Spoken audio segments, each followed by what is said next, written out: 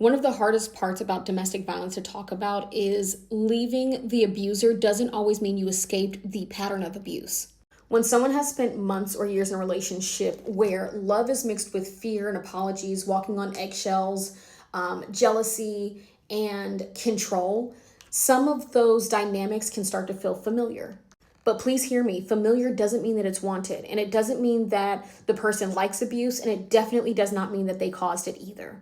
After leaving an abuser, someone may still have trouble recognizing early signs because jealousy can just look like passion. And the constant texting, it can feel like devotion instead of monitoring. Love bombing can feel like being loved, especially if they haven't been loved in the past. And possessiveness can feel like protection.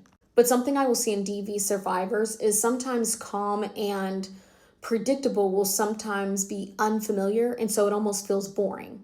So there's a cycle inside the abusive relationship, and then there's a much larger pattern outside the relationship once it's ended.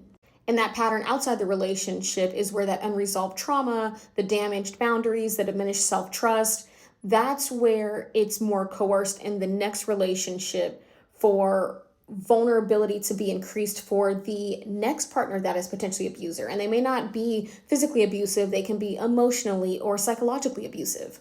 That's why when you see people escape one abusive relationship and then you're wondering, how did they end up with another person just like that? You might need to ask, what did the very first relationship they have teach that person to mistake for love?